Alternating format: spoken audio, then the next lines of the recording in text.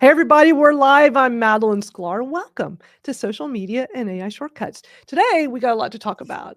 I'm going to be sharing with y'all some interesting stuff. There's a really wild ChatGPT statistic that I was reading today that are like, huh? I want to share with y'all some StreamYard issues I've been having. If you're not familiar with StreamYard, that's the platform we're on right now, the four of us doing this live stream. You're watching either on Facebook, YouTube, or X, but this is the platform that actually runs this live stream.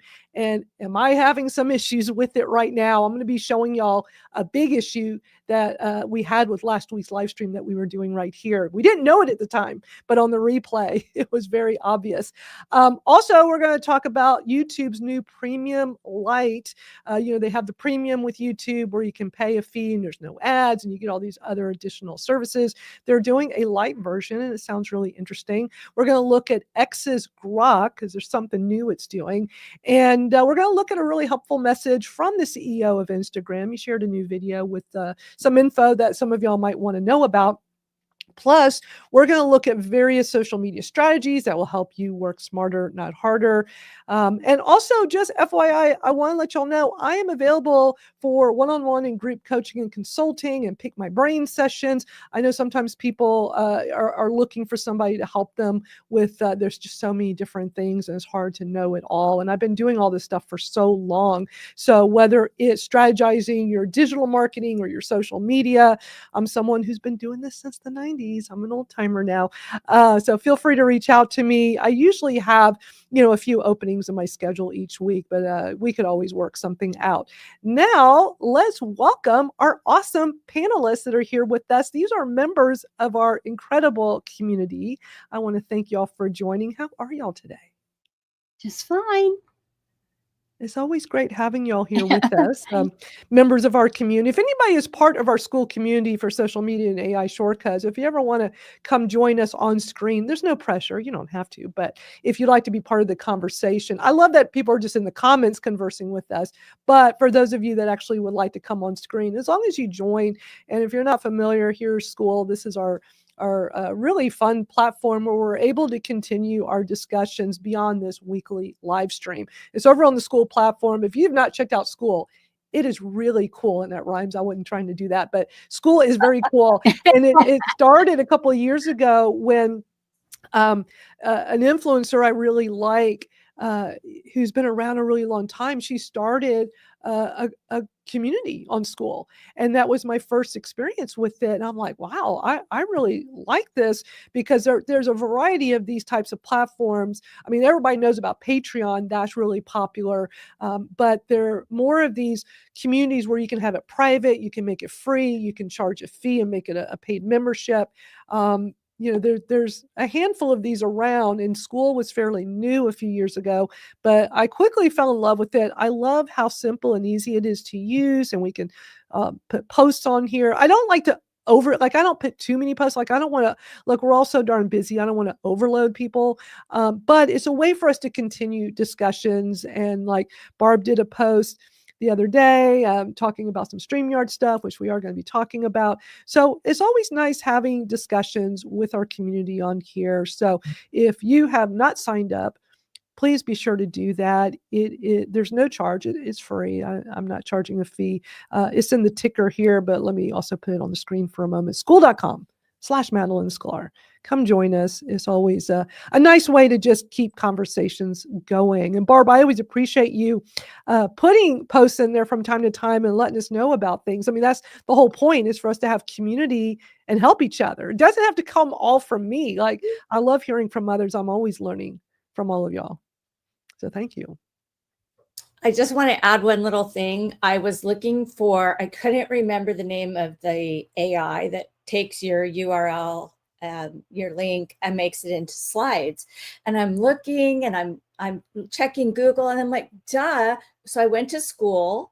That sounds funny. I went to Skool. I went to Skool. And there it was. And then I took like my last 3 Substack posts and I created PDFs and I created cards, PNG cards that can be used on social media. Nice. It was fantastic. And it took like 2 minutes. So pretty amazing. And I think it's free, isn't it? Gamma?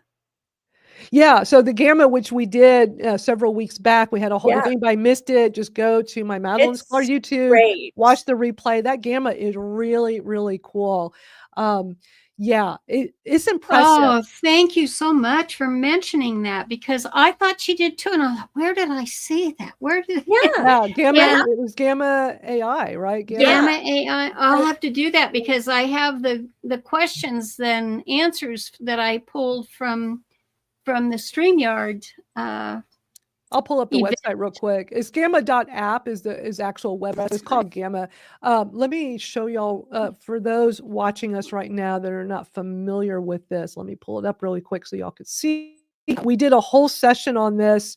It was Yeah. something cool I came across, and we ended up talking about it for a long time, but because it's so interesting, and I showed some videos so people could see demos of it. We did, and I was demoing it a little bit, but it is really I cool. gotta You can do. try it for free. Hold on, let me pull it up. So yeah, you can create these presentations. And I know, Rachel, after I had done that session, you were playing around with it, and you got back to us the following week telling us about how great it was for what you were doing. And Yeah. it's really impressive. I definitely encourage people to go try it out and see, because you can play with it for free. Oh, wow. Doggone it. Let me see if I still have that. Do I? Oh, here it. Oh, I still have it in the banners here. Okay, there's the link. Try Gamma today.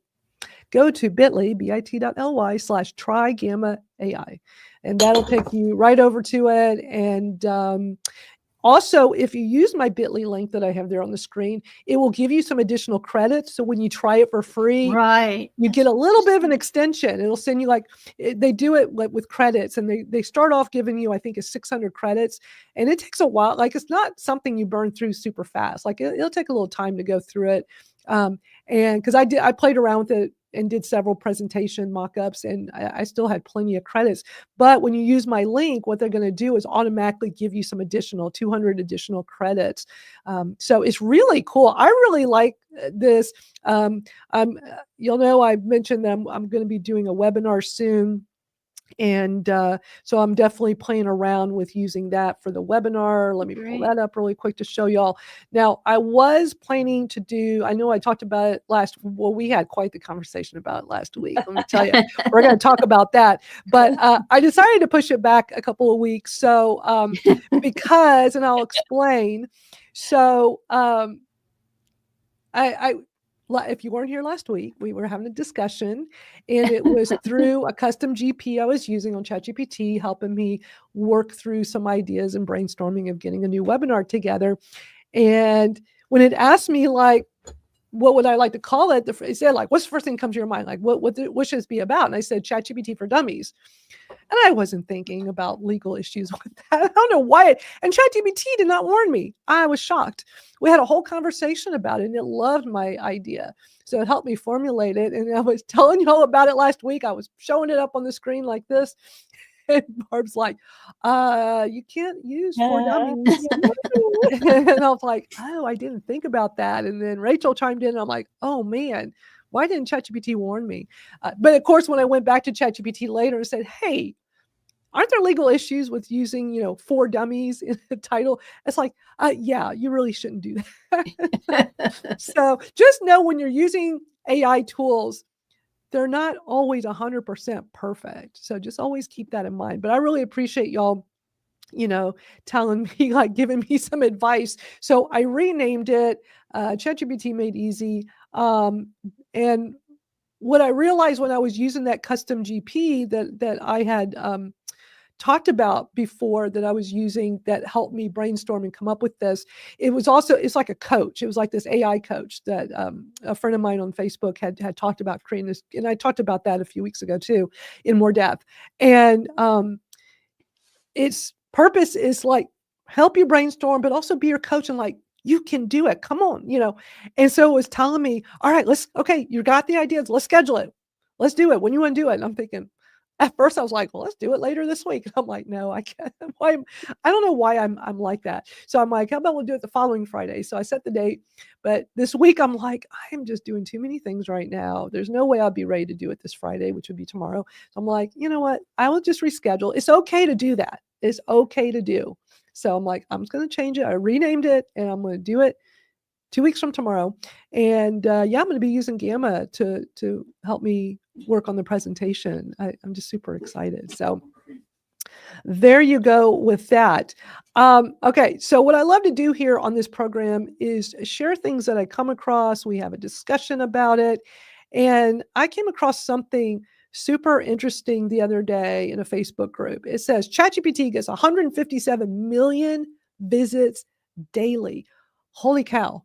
Did y'all realize it? I mean, I did do a little more investigating, and like, of course, the numbers are different everywhere, but generally is in that range. I had no idea it was so big. Like, I knew it was big, but did y'all realize like that many people are visiting ChatGPT? I mean, I was kind of shocked. So of course I had to investigate. So I found an article about it from Backlinko that came out just recently talking about it. And some of these interesting stats, of course, you know, they're all going to have different stats, but this one was saying that ChatGPT gets 400 million weekly active users worldwide. 67.7 million people use ChatGPT in the US alone. They have around 10 million paying subscribers, which is just, wow. It's amazing how much they've grown in a relatively short time, a little over 2 years. So what are y'all thoughts on that? I mean, I haven't been paying attention to the statistics. I should have looked at stuff like this sooner, but I'm just wowed by how much they've grown. So do y'all have any thoughts on that? I'm not Yes. surprised at all, just to throw that out there, because as a business person, and I'm already paying assistants to help me. So I know the argument is if you use AI, then you're taking away jobs from potential people who you could hire. I'm still doing all of this, but it does streamline a lot of what I'm doing. And here's an example. The reason I wanted to find Gamma was a company reached out to me and is interested in having me teach their authors like webinars and things. And so he said, do you have an example of some presentations? And I didn't have anything new because I haven't really gone and done, conferences and things. And so that's why I was looking for Gamma. So the fact that it could put it right into a PDF, I shot it right over. He's like, this is exactly what I wanted. And so we're talking later. So, I mean, you never know when opportunities could arise. And had I not been able to do that so quickly, I might have missed out on a potential opportunity for my business. Wow. That's super exciting. I know, crossing fingers. So here's like interesting statistic here. So it says as of February 2024, 23% of US adults claim to have ever used ChatGPT. Wow. That's a lot. I think, in the grand scheme of things. And then when it breaks it down by the age range, I mean, of course, not surprised, primarily 18 to 29-year-olds. And then the next one, 30, like you can definitely see the trend, like, the older you are, the less percentage of people. But it's just interesting how widely adopted it's become in such a short period of time. So I don't know. I just find stuff like that fascinating. I just think it's interesting to just watch its growth. And, on here, I always talk about Magi that I use. It's an all-in-one AI tool. But, I've mentioned it here a few times. Honestly, I was just using Magi for the longest time because ChatGPT is in it. Claude, Gemini, Grok, they're all in there. And we've had Dustin from Magi on here a few times on the live stream talking about it. It's just an amazing tool for one low cost. I can just have them all in this one place. But, I do still have my paid ChatGPT account that I only started a few months ago because of that advanced voice feature, because it's phenomenal that I can just sit here and have a conversation with it. And while Dustin has a version of that in Magi, it's not the same experience. So I love Magi for everything I want to do. But then just when I want to grab my phone and just talk to it like a person and brainstorm, for me, that $20 a month has been kind of worth it. Like every month I'm like, oh, I'm not going to renew it. And I turn off the auto renew. But then I'm like, I'll keep like, when is it going to stop? I don't know. I'm still using it. Like I still like this. And I'm like, okay, I'm going to renew for another month. So I've done that for several months now, but it's just, it all just depends on the features and what you like and what you get out of it. So instead of just paying $20 a month for Magi, I'm doing $40 a month, 20 at Magi and 20 at ChatGPT, but I'm okay with that at the moment. I don't know how long I'll keep paying for ChatGPT, but they have this one feature I love to use. And for me, I know for plenty of people it wouldn't be worth it, but have y'all played much? Because they do have it free. It's just you don't get as many minutes for free doing the advanced voice. Have y'all played with it at all? I have The voice, Yeah. or ChatGPT. The advanced voice. I haven't gone back to the voice since our live when you introduced it to us. I haven't done that, but I can't see myself living with. I'd rather live in a tent than be without ChatGPT. I'm sorry, girls, but I got to tell you, I mean, when I got online, it was like I was the kind of person that loved research, and all this stuff is really happening real time. It wasn't just reading about it in books; it was happening before my eyes. And so, I mean, because our search, remember when Yahoo was the big deal, and you had to get in Yahoo, and so then we had Google. I rarely use Google at all anymore. I use ChatGPT, and I use the Copilot. Because I switched to the Edge browser so I could have the Copilot on the right-hand side. So it's just right in there beside me, and I'll pull it up and I'll say, give me a backgrounder on Madalyn's Flaw or something like that. That's what I'm saying, though. It's just one line thing really fast based on what I'm at. I'm catching myself doing that more and more too, though, Barb. I think more of us are doing that. But also when you're in Google, because Gemini is Google, when you're doing that, it is utilizing Google Gemini to do your results. Mm-hmm. So you feel like you are in an AI tool. But I'm catching myself more and more going to ChatGPT and doing the same thing. I don't trust Google. Right. I mean, all right, we're told not to trust ChatGPT. We're not, trust any of this, but they had plenty of opportunity, and they've got all our stuff. So I mean, so I don't want to give them. If I'm going to have a conversation with the AI, I think I would rather have it with Chat than Google, because Google has so much more information about me. Right. For sure. Yeah, definitely.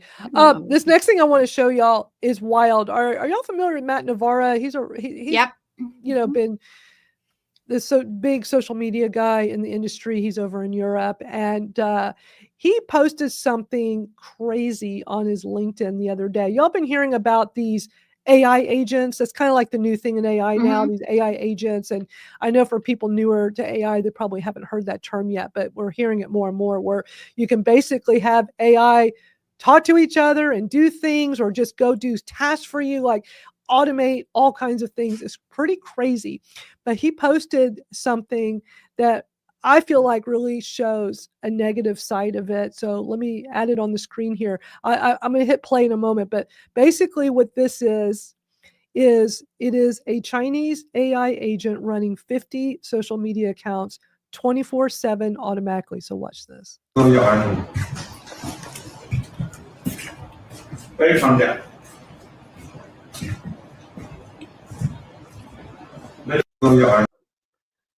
So let me just mute it. I'll just put it back on there for a sec. So this is a company in China that is, I guess, has all these probably bot accounts. I don't know. I think this is like the new phase of bots, right? And it's just automating everything. So it's, we already thought bots were bad enough. And now having these whole AI agents. And I'm sure this is happening all over the world. I'm sure plenty of companies have started doing this, because we keep hearing about these AI agents. It's all automated. So this thing we're looking at on the screen is running 24/7. I'm really concerned of what this is going to turn social media into. Not good. I don't like it.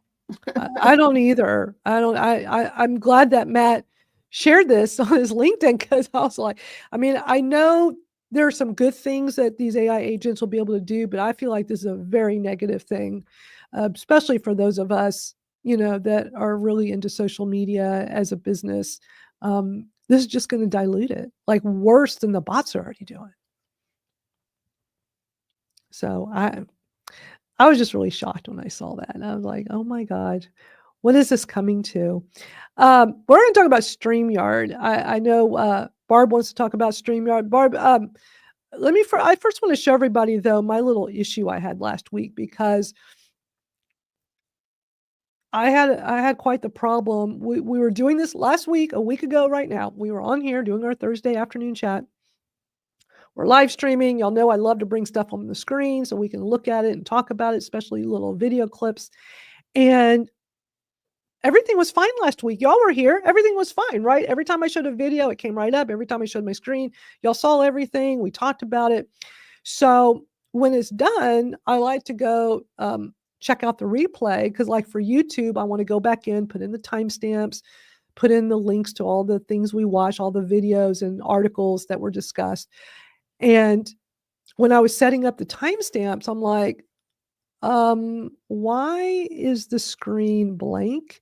So I went to, my concern was anybody watching the replay after we did this last week are going to have a very different experience than us, because every time I shared my screen, it didn't show it right away. In some cases, it was just for several seconds, and in other cases, it was for over a minute.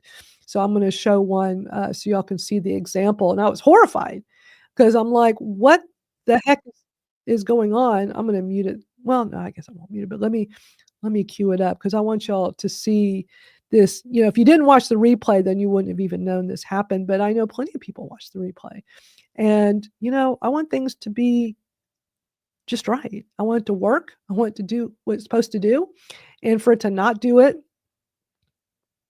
is makes me not happy. So, and you know, here I'm a paying customer of StreamYard, but ever since they got new owners last year, it has not been the same.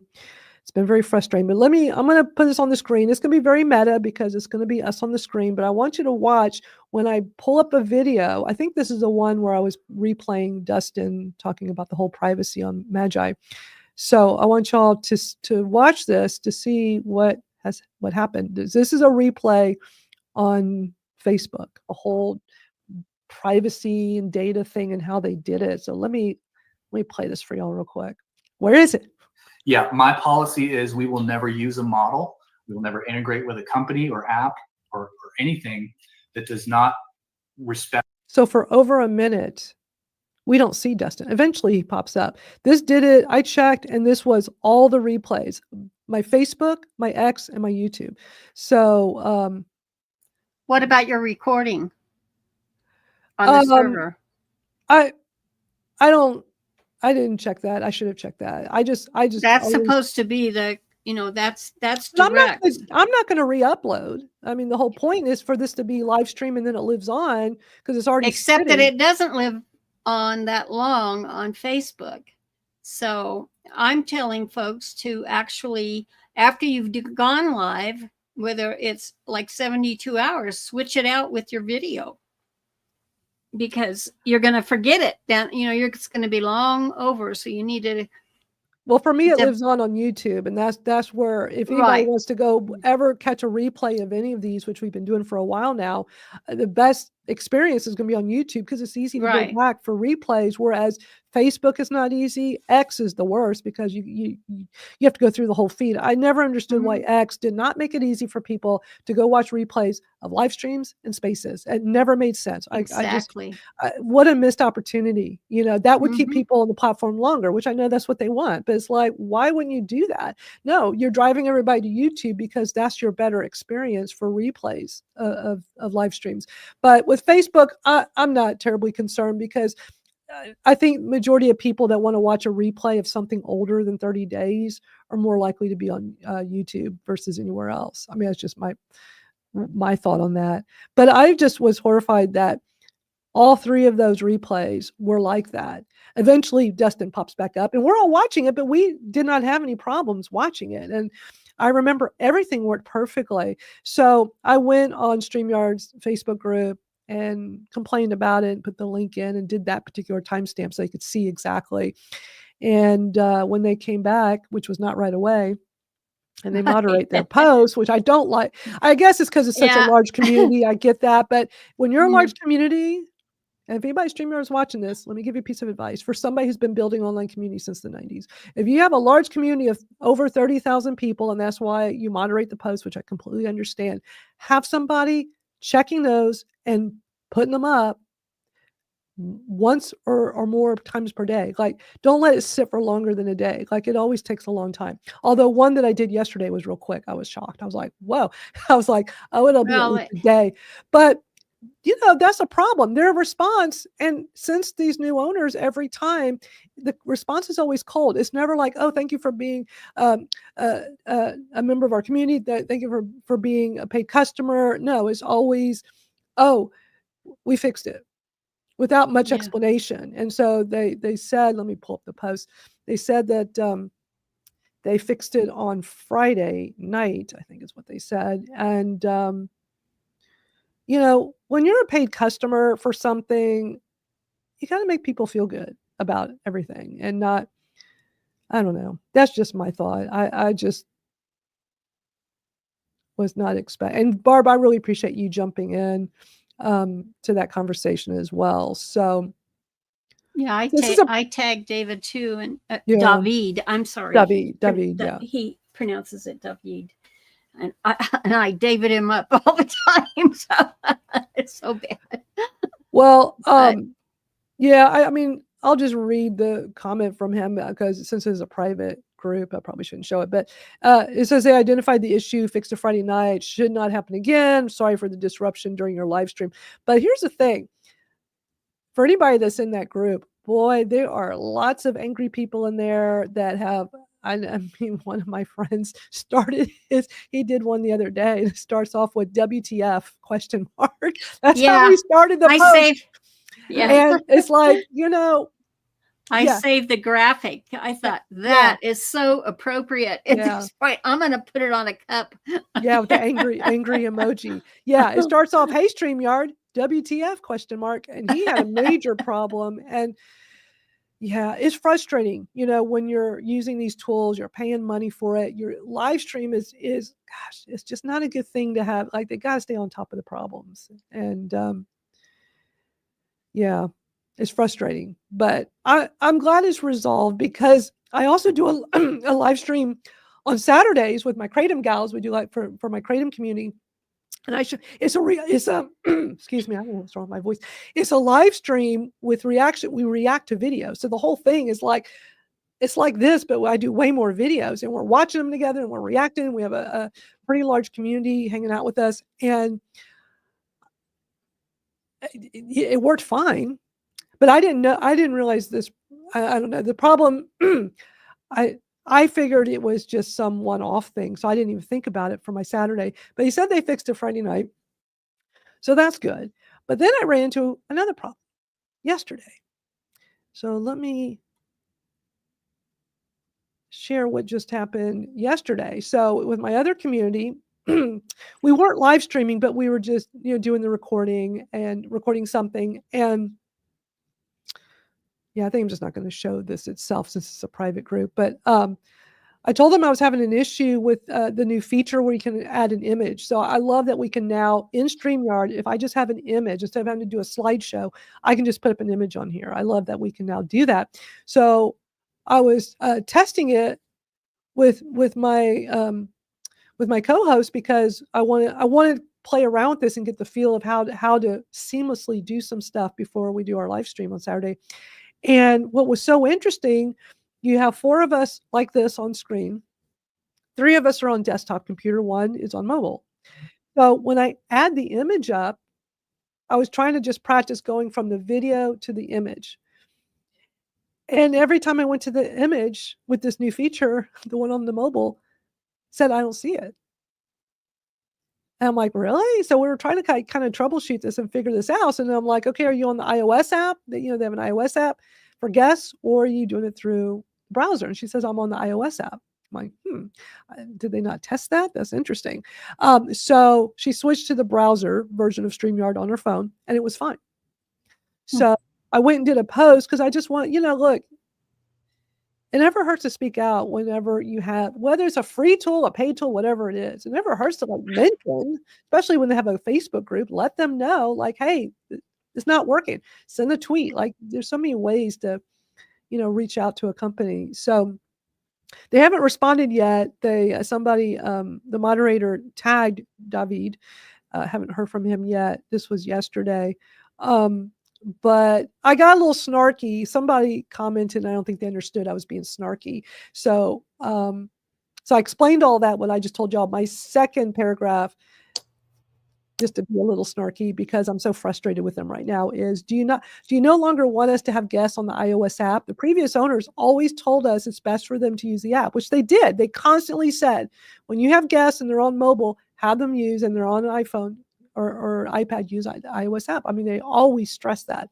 So I just figured, did they not test that? So let me just throw that in like, okay, would y'all rather us not have our guests on mobile use that anymore? So I don't know. Somebody in the community saw that comment. They didn't realize I was just being a little snarky. So anyway, what are your thoughts on all this, Barb? Because you're active in that community. I appreciate you chiming in when you saw my post with last week's live stream. Well, I'm a founding member of that group, and I actually introduced hundreds of people to the product, and from the very early days.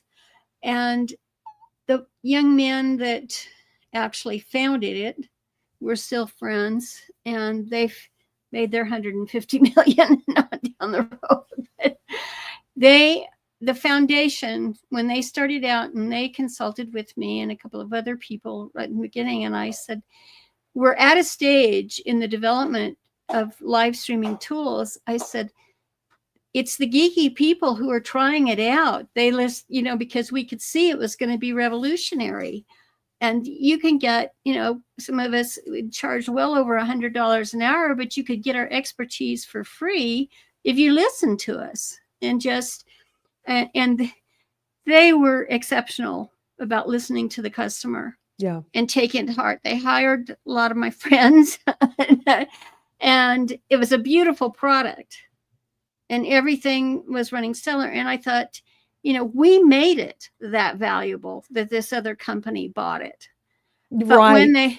when they came, and so those of us who are in that founding realm, we also had, because we were helping to develop, and I was negotiating. I said, well, normally we are paid 100 and plus, an hour to do this thing. So at least you could do is discount us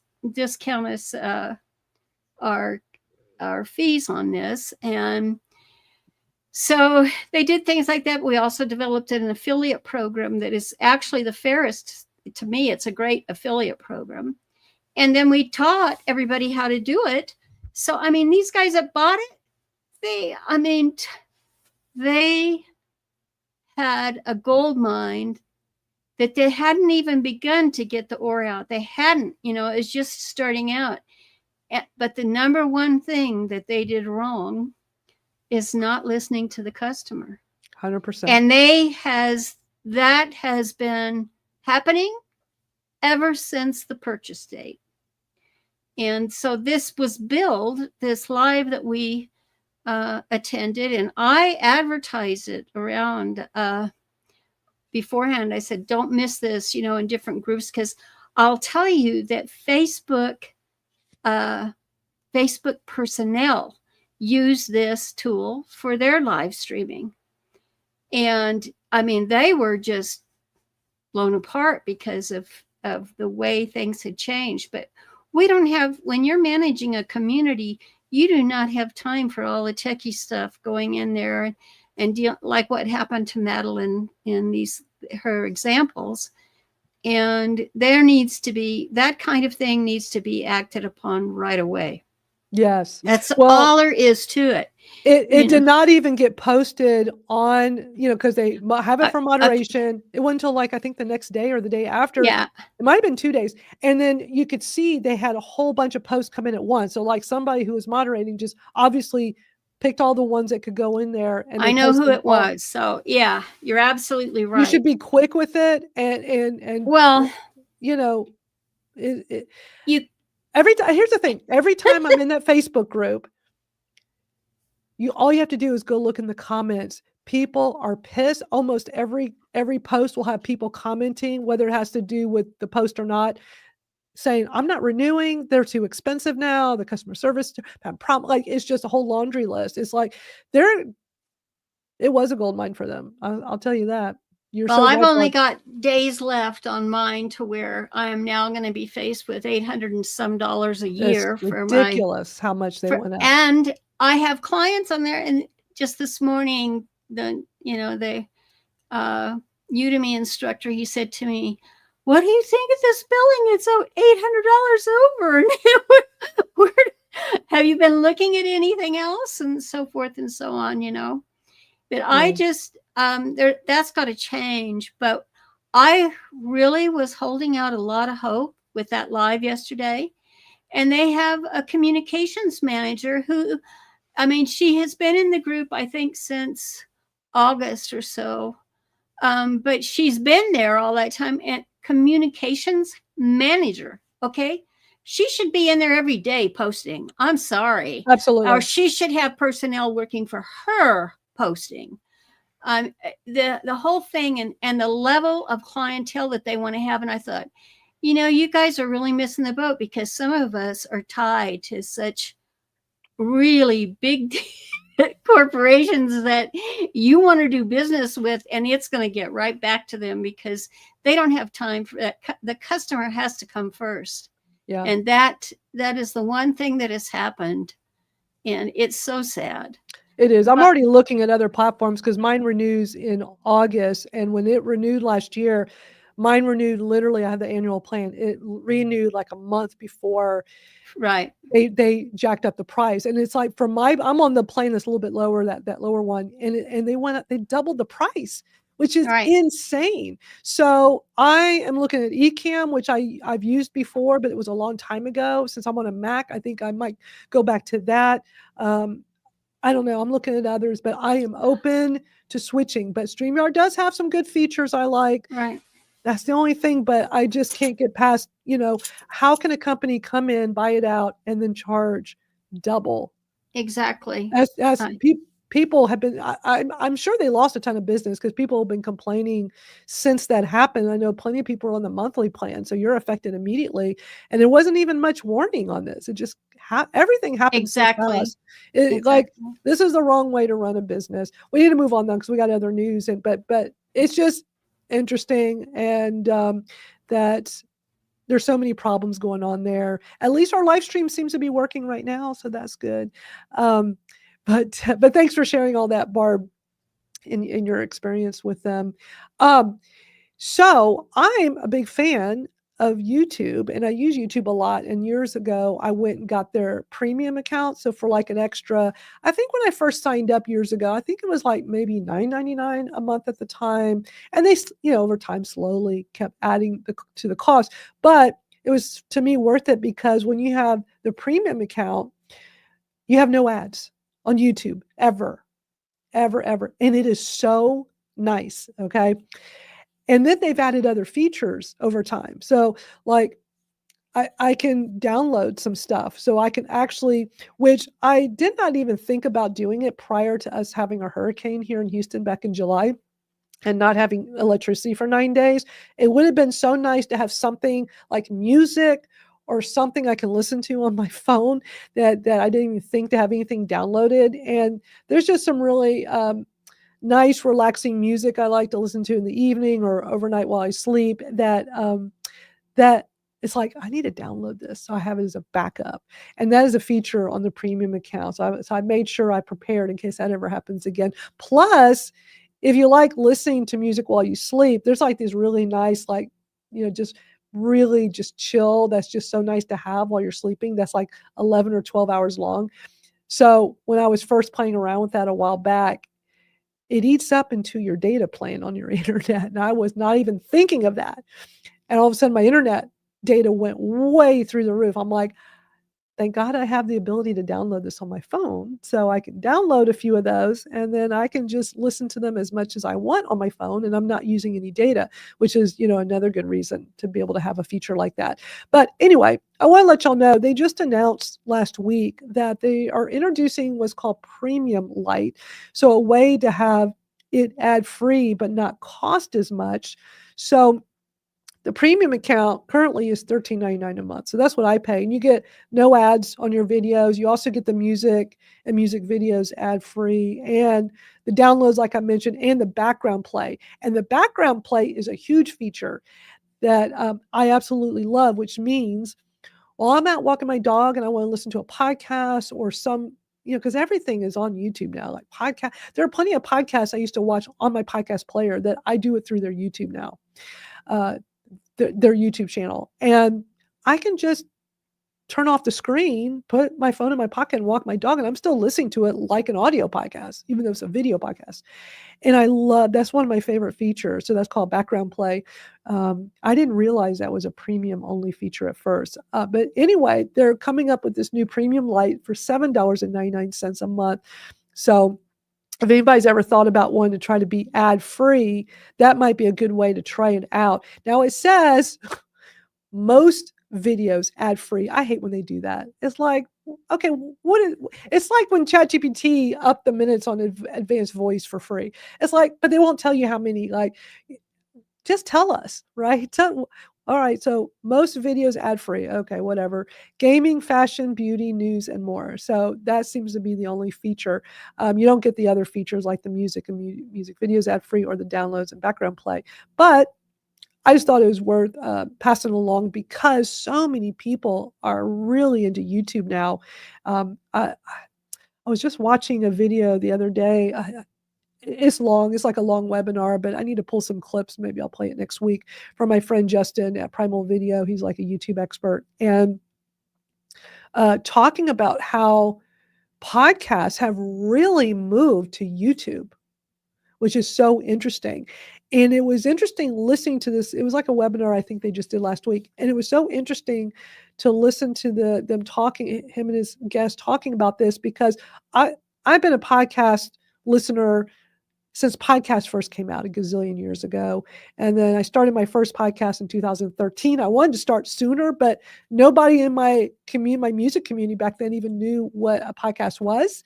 And back then, back in the early days of podcasts, it was kind of revolved around having an iPod. It was all about how you had your digital stuff, your files, and people in my community could not grasp the concept. So I figured, well, let me wait till people at least know what a podcast is. So 2013 is when I started podcasting, and I've always just been an old school podcaster, audio, love it. And I listen to a lot of podcasts on my phone with the podcast player I use. And I have noticed in the past several months, most of those podcasts I listen to my podcast player, I'm instead doing it through YouTube. Because when there's a video version, there are times where I just want to see them on the screen, but most times I have it in the background because I have that feature on the premium. And I noticed that I was doing that more and more, but I just wasn't really overthinking it. But then watching this webinar and them talking about how YouTube podcasts have really exploded, it's like, wow, I've been gravitating to that without even realizing it. But I think it's because I'm a premium user. So with no ads, if I looked at like the last several years, I probably just keep doubling the amount of time I'm on YouTube, and I'm on it all the time now because everything is there. And you have to remember too, it's a search engine. Anything I want to find out something about, I can just go search for it there as well, not just Google or ChatGPT. And to have like a video or multiple videos talking about something I'm interested in is powerful. So, my friend Venus says she used to do the free trials every 30 days, a couple of times a year. Yeah, because I know they do those free trials from time to time. They'll pop up on your YouTube. But I just thought it was interesting. I think this just really shows the explosion of YouTube and how so many more people are using it now. And maybe they realize they should have a light version instead of just that one. Next thing I want to talk about, Grok. Are any of y'all using Grok over on X? A little bit. I don't I use it am. often. Are you? Yeah. Hey, Tim, good to see you. What I'm Um, using it for is making art of Elon and Trump. I just want to see if Grok can put it, and it's not to be put on screen right now, but it was a situation. I thought, there he's asking us to use it, right. and It's free. I saw, well, but I saw other people doing it, and I thought, I just wonder how it's going to respond. And I'm a beta tester, as you know. It's Is it still free? Like I know several weeks back here on the live stream, I had reported that, they were making that new Grok available only for the premium account holders, but they were letting it be free for everybody for a while. yeah. I mean, I I have have a paid account. I have a paid account and a free account, but I haven't really paid attention on my free Yeah, one. me either. But I want to show y'all something interesting. So there was a post that came out. I think this was last week. Elon posted and said, "Ask Grok is now live. Just reply to a post with @Grok." So, and I'm going to show a couple examples because I was wondering. I saw somebody do that in one of my posts, and I was like, "Oh, I did it. this Yeah, is I kind did of it cool." seconds So after. here's the example he shared. So somebody did this post, wore this fit today. Nobody got the reference. Okay. So somebody replied, oh, it's the same person. @Grok, who is this character? And so Grok is going to come in and, well, it doesn't do it there. Let me pull up the one where y'all can actually see it in action. I don't know why it doesn't show it there. But basically you can take any post and do that. So I did a post the other day, motivational quote, because I love motivational quotes. And one of my friends, Aaron, he replied and put @Grok explain this. And he's in another country. So I figured, okay, he just wanted to like maybe fully understand what did this mean, is what I assumed. So @Grok gives this, explanation about this quote. Mhm. So I thought that was really interesting. So have y'all seen this out Yep. there much? I see a lot more of it in my feed now, doing just that, testing it. So all you have to do is take any post and reply to it and put @Grok. Do you have to say anything? I mean, you can just put, let me go back to Elon's You original. must have to say something. Let me go back to his original post to see what he said. I think I've said a couple. Is this true? It says just reply with a post. So I guess you do @Grok and you say something like in You're right.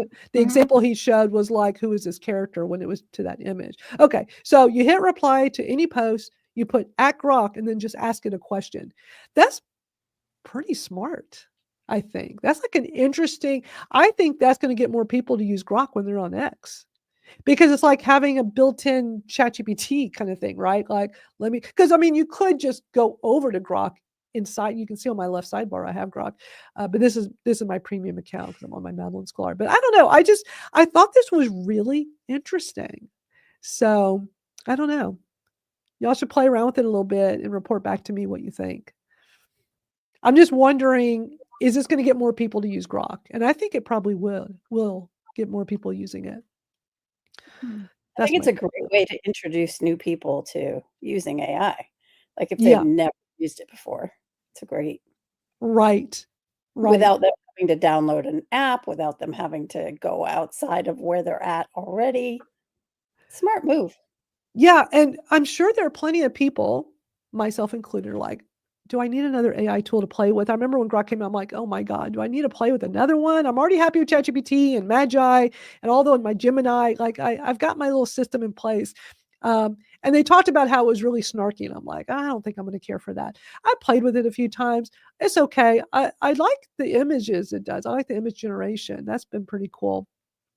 But this is interesting. This is interesting. So I'll probably play around with that a bit more when I'm in, somebody's post and want to like have it answer a question. Our next piece of news comes from Instagram. I'm going to play a video from Adam Azari, the CEO.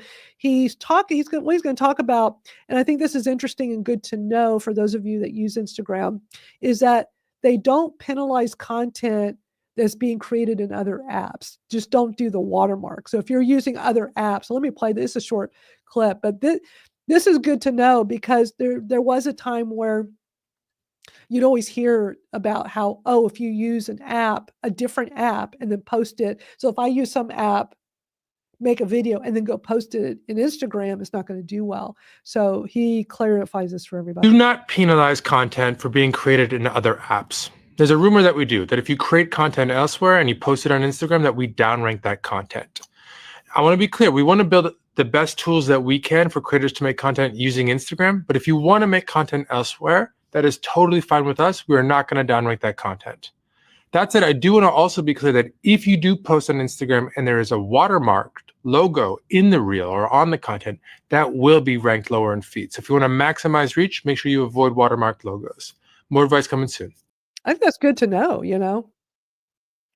Well, and it makes a lot of sense because if it's watermarked, it's really meant for whatever Right. you did it, right? Like that's the reason they watermark it is they want people to know it came from there. But TikTok just changed, you know, TikTok.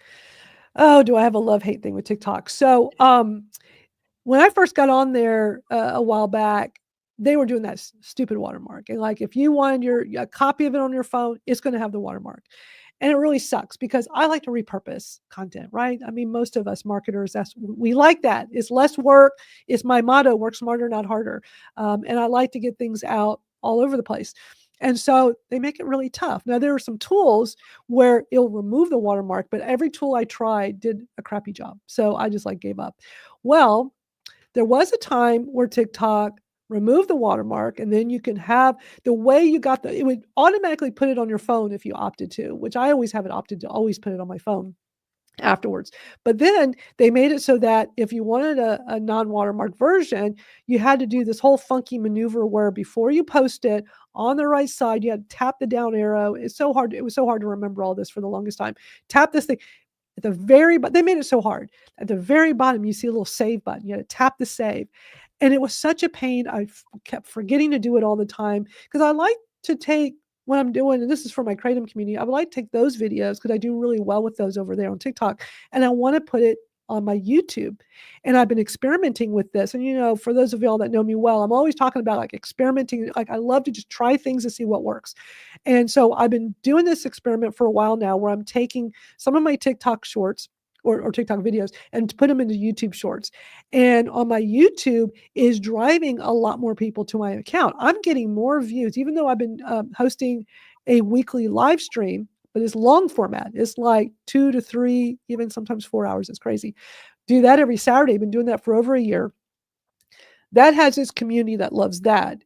But I've been experimenting with the shorts to see, will the people that like my long form like the shorts? Maybe they're not on TikTok and don't realize I have all these short form videos. Or will this bring new traffic? And then they'll be, oh, she has a podcast, she has a live stream. So I've been pleasantly surprised in looking at my analytics over the past several months that's been the driver of most of my views are coming from me posting just taking the posts, my TikTok posts and repurposing over there. So here's the thing. When I was mentioning on TikTok that whole maneuver you had to do to get a saved copy without the watermark, then a while back, not too long ago, they went back to where you could not get the save anymore. So you're going to have the watermark.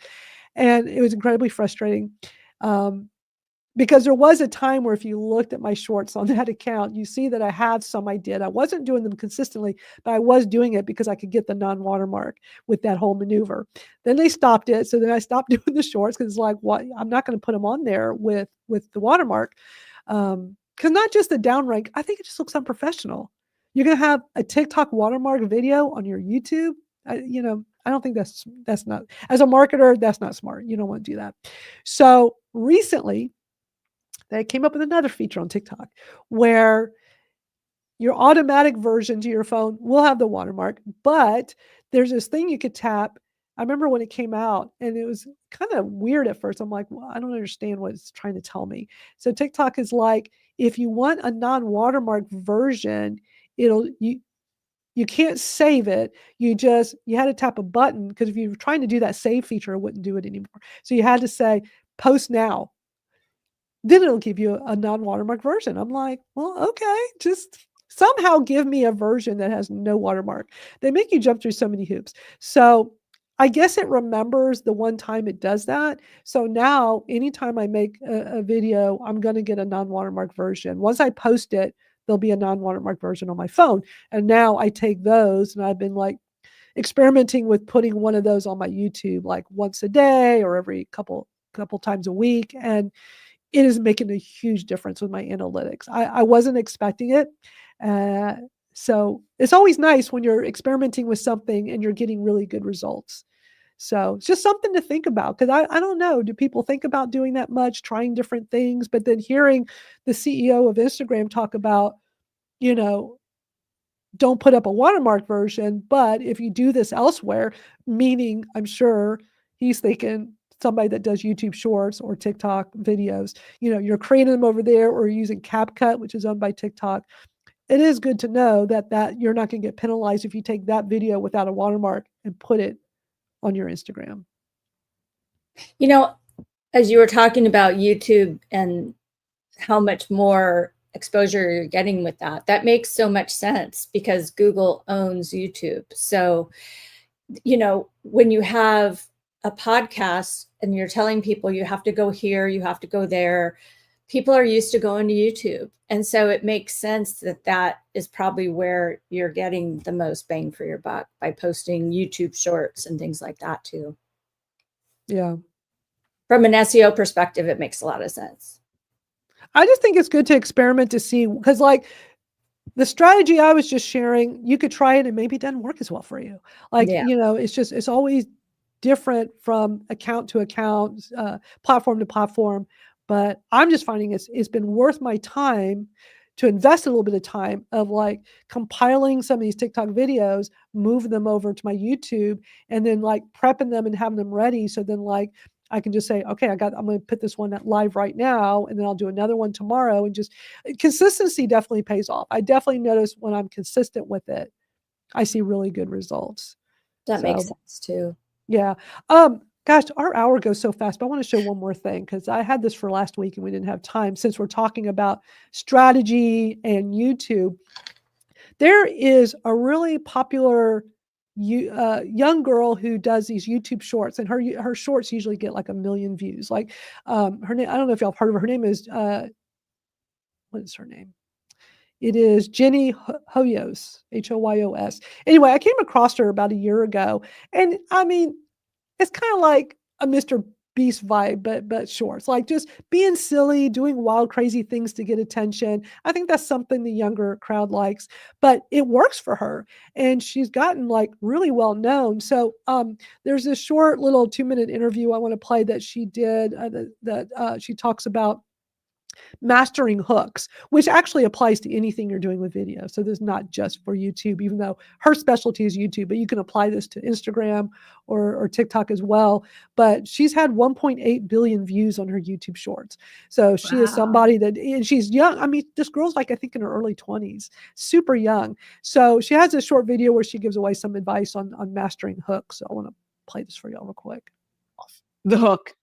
And the hook is so important that sometimes I figure out the most viral hook isn't the most viral idea. So then I have to come back to the idea and change the idea based on the hook. Power words should be the first thing that starts the video. Power words are things that will instantly hook people, that are very strong words, such as free, $0, stole, or any like crazy word. And the reason I say that is because I see a lot of people, like way too many people, start their videos with I'm out. This is not telling me anything about the video. Like I actually scroll because it's like, it's bad. As opposed to if someone says free chicken sandwiches all weekend, I'm in. Where are these free chicken sandwiches? I was in the moment you said free. So that's the number one thing. You want your hooks to start with power words.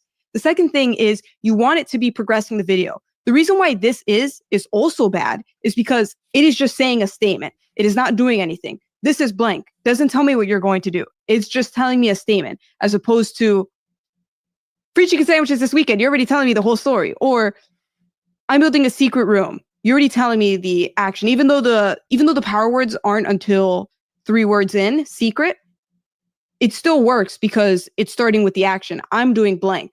I'm going to do blank. The story is progressing as opposed to Right. a statement being stale. That's the second thing. And another thing that's very crucial for hooks or in your general like introduction of your video is to foreshadow the end. Your hook has to be so clear what the video is going to be about. You're not only setting up the video, but you're also saying what the conflict is and what's going to be at the end of the video all in one sentence, which is very hard, but that's what a really good hook has. Interesting. I mean, she's so young and she has really figured out how to master YouTube Shorts with the way, and I want to play one just so y'all can get an idea. And it's funny because when I first started seeing her, I'm like, I don't know about this. But I ended up subscribing because while most of them don't really appeal to me all that much, she's so smart with what she does. And she's figured out something that works and gets 1 million views easily. I mean, sometimes way more, but many times when I go look at her feed, there's usually like 1 million.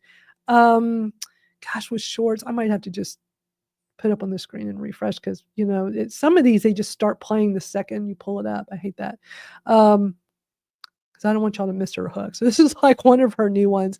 Let me just see if I refresh. I'm banned from a grocery store for taking too many free samples because a few months ago, I walked into Costco with a giant backpack. But the second I tried to enter, an employee stopped me. So I panicked and blurted out, I'm filming a video to see how many free samples I can get by changing costume. And he laughed, not because of my genius plan, but because he was asking for my Costco card, not my life story. So I walked in and got my first sample of their new electrolyte drink. Then I changed it to a banana costume to go for another sample, and the sample lady laughed, knowing it was me again, but she gave me another one anyway, probably thinking I needed the extra vitamin C. Then I changed into a Batman costume and confidently went in for another one. But the sample lady wasn't there. Maybe she was getting more for me. Until the store manager storms in and says she'd sue me if I posted this footage. So I said, no problem, let me just buy strawberries and go. When I turned around, there were 2 Costco-sized security guards blocking the aisles as if I stuffed a rotisserie chicken down my cake. They didn't even let me buy the strawberries. They just escorted me out. So if you want me to go back with another costume, subscribe. She's just funny. And she just does these real, and she lives at home with her parents. She has her mom in her videos half the time. It's hilarious. And she's just gotten so much attention from this style of videos. I mean, it's not a style for me, but I just thought when she was talking about hooks, that was really powerful. I mean, what are your thoughts on all of this? I think she's smart. It makes me want to go into ChatGPT or Magi and go, okay, create some hooks for me. Right. You know, like, here's what I want to say. Tell me a few different ways to say it. Great way to use ChatGPT or Right, for sure. Yeah. Here's one. Look at this strawberry yogurt patty, 29 million views with her mom. Let's see what this is. How do you make this? We're gonna get strawberries. You're making a mess. Now we're gonna cut them. What I have a small knife and you get the good one. What's wrong with her? And now we add yogurt and mix. I don't know about the flavor, but try it. Hey, it's not ready yet. We're gonna turn it into a circle. Strawberry burger. It's a sad. Now we freeze it. That was quick. Now we're gonna melt chocolate. I don't like chocolate. Trust me. How do you do that? We're gonna dip this in the chocolate. Doesn't fit. Cover it in chocolate. So what happened with the people that doesn't like chocolate? Not too bad. It's silly as heck, but it's fun. And I mean, when I came across her last year, I'm like, it's fun. Okay, this is kind of cool, but I'm not subscribing. But then I kept seeing it in my feed. I'm like, okay, I'm just going to subscribe. I'm one of her subscribers. She has millions of them. It's just impressive to see how she does. I mean, because some of it's just like overacting, like she's overly acting. Her and her mom is kind of, but I think that's because we're a bit older. I'm sure the young crowd loves that very much. but she's doing something right, and she gets interviewed all the time, and she's so young, but she cracked the code on YouTube Shorts. I think she's like one of the most well-known YouTubers that does shorts and does very well with it. Good for her. So I think it's super cool. That's super awesome. cool. Yeah. So I wanted to share that with y'all because I just love the whole strategy of her talking about hooks. And it's just something that I think we can all apply to all the things we do that have to do with video. And she was so right when she was doing that interview and talking about that first word out of your mouth. I know TikTok, so important, I'm not very good at that, but it just, when I watch stuff like that, it's like, okay, I got to really think more about that and plan, grab attention. Before we go, I have a Hootsuite question/complaint. Are you still using Hootsuite? I haven't used them in a real, first of all, I use Hootsuite since they were brand new. Okay. When they first started, I was all Same. over that. It was before Buffer. Yes. Hootsuite was the first one where you could schedule social media posts. And I was just blown away. I loved it. I told everybody about it. I loved that for the longest time. They had a free version. And, but I did switch to Buffer. It took me a long time to switch, but when a lot of my colleagues and friends were raving about Buffer, I remember I had finally tried it and I'm like, this is pretty good. Now, this is somebody, me, who has been a Hootsuite ambassador. I've gotten to know people, not so much these days, but years ago, knew people that worked there. I've interviewed people for previous podcasts from there. But I really liked Buffer over time, Yeah. and I love that you can easily, and you still can today, you can use the free version of Buffer and really not pay for it.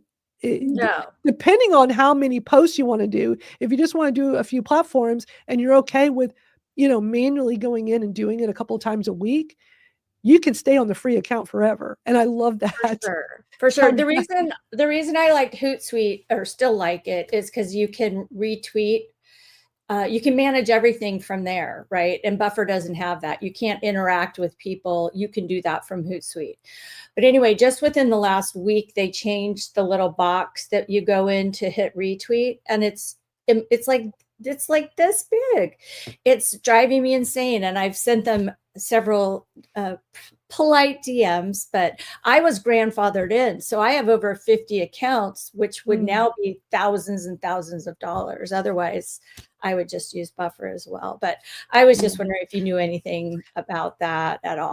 I just, stopped promoting them a couple of years ago when they totally jacked up their prices and stopped the free account, and they changed a lot. And I was already using Buffer. I did both for the longest time. I'm always having a strategy with how I do things. And for I did not want to completely give up Hootsuite. So I remember I was on their lowest paid plan but I still had my Buffer paid plan. And I have both as well. Yeah. I had a system, because when you've been with Hootsuite forever, there are certain things, especially back in the old school Twitter chat days, I had a whole, I've been doing Twitter chats, even though now we live stream instead, but I was doing old school hashtag Twitter chats. My first one started in 2011, I think it was, or 2000, yeah, I think it was 2011. So I had a whole system using Hootsuite. I actually used to teach an online class showing, because everybody wanted to know how I did all this. And I ran multiple Twitter chats for a long time too. Oh my gosh, at one point I was doing 4 a week. It was insane. But I had a whole system using Hootsuite. When I switched over to Buffer, I liked the Hootsuite way I could prep the chat better than how I could do it on Buffer. But I liked Buffer's features, and I liked it for just regular scheduling a post. So yeah, for years I used both. So I just had my one system over here.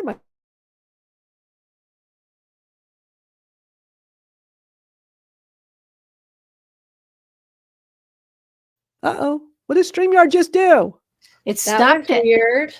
StreamYard. Well, at least Wow. It might be my internet thing just went kind of low on StreamYard. But that seemed like, StreamYard. I think it's your I don't think that's StreamYard. I think it's your internet connection. Your internet, probably. Yeah. Yeah. So anyway, I didn't mean to sidetrack us or anything. No. You're all good. Yeah. You're all good. There was one question from Matthew. We need to wrap up because it's gotten late. One thing that scares me became after watching people admit to starting the actual wrong channel. Any recommendations of the right way to start as a business, not personal? But what do you mean by wrong channel? No, starting the channel wrong, he says. Oh, am I not reading it right? Sorry. Even though I wear glasses, my vision's so bad. So, these are trifocals, and it's still hard to read. Starting the actual channel wrong. Okay. Y'all have any thoughts on that? That's like how we were taught to write You know, papers, essay. Yeah, I Yeah. mean, It's kind of out of place. I can't pull it together. you know, I think about Levi's on that one, right? Because they just put out a logo and they changed it as they went, as they went, as they went. And eventually they got to the point where they found something that really worked for them and they hung with it. So just starting is the biggest thing. If you don't start, you can't adjust it. So if you start moving, you can modify it. And what happens is if you have those old videos, which I have tons of, people can see your growth. They can see that you've come a long ways, and most people don't go back and watch the old ones Right. anyway. But you can take them down too. Like this channel we're on right now on YouTube. For those who are on my YouTube right now, this is my at Madalyn Skool. I've had it forever. And I was known for teaching Twitter. So I had a lot of videos how to use Twitter over the years. And we're talking pre-X. So weird how like the way we say X, pre-X. That's just a weird pre-X. Anyway, over time, a lot of my videos became very outdated, especially when Twitter would change the layout and you're watching me make a video of me showing you how to do stuff. And it's like people in the comment, doesn't look like this anymore. And you have to remember, as I said before, YouTube is a search engine. It's owned by, Google is the number one search engine. Google owns YouTube. YouTube is the number 2 search engine in the world. So people will find your older videos, but not necessarily at a high rate, but they could through searches. And so I left all those videos up until last year. Okay. And I wasn't teaching Twitter anymore. And I was like, well, should I teach some X stuff? I don't know. So I had a video from a few years ago. I think it was right after Elon bought X, but it was still Twitter. And I was showing how to do something. And over time, it got outdated. But there was this period of time where a lot of people, I guess, through the search saw that video and they were commenting, oh my God, this is so helpful. Thank you for having this. But then when the whole thing changed with X, people were getting kind of mad. They were still finding it, even though it was an older video. And they were commenting like, it doesn't work like this anymore. I'm thinking, like, look at the date. Why don't you just be quiet? Like, you don't have to sit here and complain about something that obviously, exactly, you look at the date and you can see, okay, that was posted at that time. But I was just starting to get hate from old videos I had. So I'm like, well, I'm not even going in that direction anymore. Should I start with a new account? I really wanted to keep this account because it's at Madalyn Skool. Why would I want to change it to something else? That's my name. That's my brand. So I just went into the YouTube studio and I just put them all on private. It's like they're pointless to me. I kept a lot of the old ones up for a long time because, like you were saying, Cindy Lou, it does show the progression. I think it gave me credibility. It showed like people could go on there and go, oh boy, she's been teaching Twitter for a long time on her YouTube channel. I never really took YouTube real seriously enough where I was very consistent with it. I wish I had, since I've had this YouTube a long time. But now I'm doing this as a live stream, so I consistently have, this go up every week. And then what I've been doing also is taking a clip from the live stream, like when we had Dustin, the example I showed earlier when I complained to StreamYard, I made that a clip as just a video because some people are not going to want to watch a whole live stream. They're going to go, oh, this was an hour long. I'd rather just see a clip of something, that I'm interested in. So I made a clip of when Dustin from Magi talked about the whole privacy issue with AI and how he felt about it for his customers and how to go in to ChatGPT directly and turn off the switch so they're not using your data. And so I thought that was a really valuable piece of information. It's not very long. So I clipped that and put that up as just a video. And I want to do more stuff like that too. And I want to experiment more with shorts and just kind of play around with it more. But I'm really happy with keeping my YouTube account, my old YouTube account, just pivoting basically. But there's really no one right or wrong answer. It's like plenty of people will say, oh, just start a new YouTube. All right, so we're giving him some ideas. Good, Matthew. I'm glad we're able to help. We do this every Thursday, y'all. Thank y'all so much for coming. I really got to go because I got to do another chat in a little bit. I don't know what's the matter with my voice. It might be our weather. Hot, cold. I hate this time of year in Texas. It's constantly changing. And so I don't know what it's doing to me. Anyway, thank you all so much for being here. I love having our little group of panelists that come hang out. We always have a great time here. And I always learn stuff from y'all. I I appreciate learn a it. lot every single week. In fact, I Same went in and here. I checked the ChatGPT setting after watching that video. So I'm here to learn just like everybody else. So thank you. And I just want our viewers to know that because I make the on screen with our panelists available for those who join our community over at Skool. Let me pull it up real quick for those that weren't here from the start. So we have a way for us to like keep the conversation going throughout the week. It's a platform called Skool, Skool. So this is our. Let me find the little thing to put up. Now, why does StreamYard take? Wow, interesting. StreamYard is acting up because I did not pull that down. All I did was hit, and it worked fine earlier when I put. Wow, there were a few little glitches on StreamYard today I noticed. So interesting. But anyway, that's the link, skool.com/Madalyn Sklar. But this is it. It's a private online community. It's free. It's a way for us to keep conversations going throughout the week that go beyond just this once a week live stream. So if anybody wants to come join us and be a part of the conversation. But I always learn from you all too. And I love doing this and love hearing from y'all. But if you join that community on Skool, then our members there have the opportunity to come on screen here. Like, I don't like having like the free for all. Like somebody's like, hey, I want to come jump on screen. It's like, we don't know you. You're not part of the community. Rather be people we know who you are. So if you're in the community at Skool or would like to join, go join Skool and then come hang out with us here if you would like. But the point, I realized I did a whole roundabout way to get to my point. My point was, I'm sorry, I'm like that. The point was, y'all don't have to know everything to come be on screen and be a guy. I just like to show y'all stuff and say, because some people have said, yeah, but I don't really know any of this stuff and I don't think I want to be on screen. I'm like, that's fine. But it's not so much like you've got to contribute and share your expert opinion about each. It's like, no, I just like showing y'all cool stuff I came across and see what y'all think. Yeah. Whether you already know about it or not. Actually, I think it's better when you don't know about it because then I can hear your thoughts of is it the same reaction I had when I first heard about it? Like Gamma, when I came across it, I'm like, holy cow, this is amazing. So I was just really eager to hear what y'all thought when I showed it to y'all. And that was really cool because y'all were all like, wow, this is a cool tool. Yeah, I'm thrilled. Sorry. Honestly, that could be something that you could add. I know we need to go, but that could be something when you do your ChatGPT, not for dummies, whatever you're calling it now. Not for dummies. You could go over Gamma and, but I think I'd like to write on my Substack about it. So I'm really going to be playing with it a lot this week. That's cool. Are you liking Substack? Because I see more and more people moving to Substack. I love it because I was never good about creating a newsletter when I was with MailChimp or MailerLite. But when I went over to Substack, I write every week now. I have a sponsor and I simply asked if they wanted to pay, like $50 a month for advertising. They said, sure. And that's really it. It's not super salesy or anything. And I'm not there. I offer paid tiers, but I have over 5,000 subscribers. When I started 2 years ago, a year and a half ago, I had 1,800. So Wow.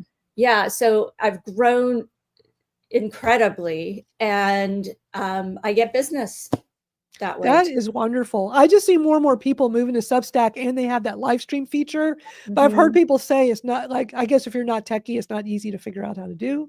I haven't used it. I've just done more text-based with photos and stuff like that. But there are people who are live every day over there. Yeah. And it's for most people, it's free. Some people do have paywalls, but I just figure, my goal is not to make a lot of money on Substack. My goal is to make a lot of money doing what I do in my business, so if it can get people over there, then awesome. That's great. Plus, it is indexed by Google, both when you post as well as notes, which is their social media feature. So I think for anybody looking to be more visible online, that is probably a good place to be. That's good to know. And I know we can always pick your brain about Substack because you've been on there a while. Yeah. But yeah, I use MailChimp and Beehive and they're fine and all, but I'm really thinking about Substack. Yeah, I really like it. For some people, it's hard to get their mind around. Like I have a client tonight that we're going to be doing a kind of a walkthrough because he doesn't understand how do I go from sending an email to people through a private company, even if he imports, which you can do, easily import all of your subscribers to Substack. It's a push of a button. But in his mind, he's like, do I have to write something separate for Substack, separate for MailChimp, separate on my blog? It starts to feel overwhelming. So yeah. So I understand why people are like, Yeah. I don't need one more thing. Right. Right. Well, and that's just, I think, a constant struggle for it used to be the struggle for all of us in the social media and or digital marketing people like there's always something new. And with all the AI stuff, like every day, there's like 20 new AI tools and it gets to be too much. But now for the average person, average business person, or even non-business person, it's overwhelming for everybody. There's just too many things. But the reason why I host this live stream each week is that I'm always trying to keep up with different things happening in social media, happening in AI. And I just like, it'd be really cool for me to just turn around and share things I'm coming across because others might like this too, or get some new ideas that'll help them in their business without overwhelming, Yeah. And I think just really quickly, a lot of authors are very anti-AI. And that's because they don't want it to be used for writing. And I understand that 100%. I'm not using it for that. I'm using it to repurpose my own content that exists already. Right. But also it's helping me, like, I think anybody, it doesn't have to be a book. Anybody could say, okay, my book, my product, my service is launching in 3 months. Give me a timeline of to-dos with specific examples of how to do it. And it will come up with that for you. And I think anybody can benefit from that, just from the free version. Absolutely. So, yeah. Great advice. It's helpful. Yeah. Well, thank you for being here. And Cindy Lou, all the way in New Zealand, where it's tomorrow morning, getting up early for us. And you realize time change, it's an hour earlier for me. So now it's 6 a.m. No. Oh my God. I forgot. Y'all do, I know in Australia they do it a few weeks later. Is that the same in New Zealand, like a few weeks after us? Yeah. So it's now 1 hour earlier, which means when we go forward or back, because we're coming into fall, when we go back at the beginning of April, it's going to be another hour earlier. So it'll be 5 a.m. So we'll see how much I'll come on. You don't, Gosh. don't feel like it's nice. We love having you here, but do not feel like you have to. That is crazy early. But we appreciate when you are able to come. It's always nice hearing your perspective on things. Yeah, the alarm went off this morning at 5:50, and I'm like, oh. That is too early. I get it. That is too early. But thank you for doing. You're such a trooper. And I have to say, I went to ChatGPT on my phone just to look at it. And I love that Barb was talking about she uses it for a search engine. Well, they figured that out because they now have the newest feature is that you can use the search. Yeah. On your phone. Yeah. So that's a newer feature they added for the pro users recently, or the plus and pro users, but they have it available for everybody now. Yep. And it's a great feature. Yeah. So these things are always improving. These tools get better and better. Phone more this week. That's all. Yeah, so that will be y'all's assignment since y'all said y'all weren't really using it much, and everybody tuning in. Go to ChatGPT. You can do it on the mobile app or on desktop. That advanced voice mode is so cool. I've showcased it here on the live stream. I'm pretty sure I have a clip of it on my YouTube as well. And it is so awesome to do. It is cool if you feel like you're talking to a person, but it's the AI. I use it for brainstorming. I really love it just to get ideas.